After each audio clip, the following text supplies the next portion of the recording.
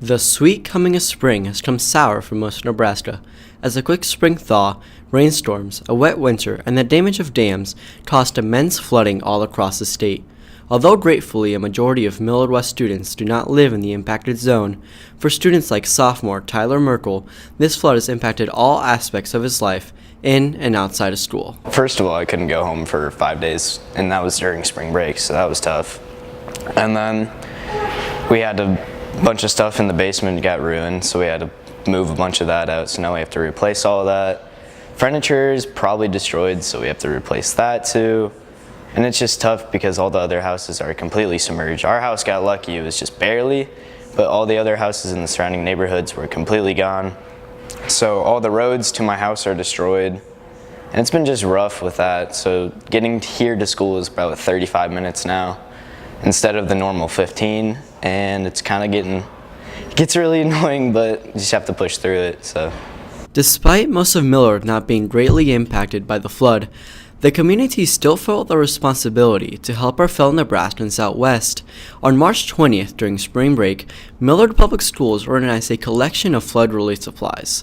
More than 100 volunteers participated as they collected multiple truckloads of items such as mops, buckets, and other household cleaning items. It's been amazing. We're just before noon right now, and we've already filled one truck, and the second truck will nearly be full here in the next couple of hours.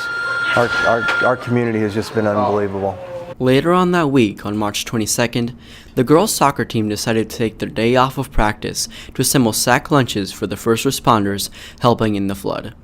In less than a couple of hours, the team made hundreds of lunches, showing the many ways we can help our community recover from this tragic disaster. I contacted a few local areas, fire stations, and then the United Cajun Navy is in town, and so I just talked to the guy there, and he was like, yeah, we'll take some sandwiches, that'd be great. And then the next day he called and said, I need 125, and I was like, wow, that's a lot. I'm not sure, I kind of got a little nervous about how we were going to provide for that.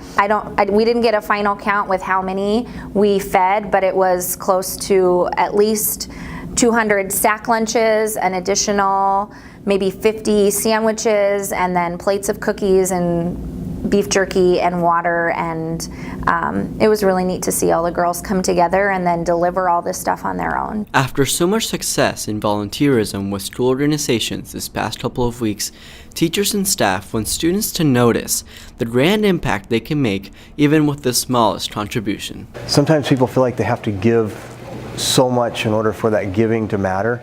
That's not true. In this case today, we've seen people bring in a bucket or bring in a mop. Every little bit helps. Any service that you can do to the community helps. This has been Gabe Paredes and Sydney Looney with MWHS Wildcat News.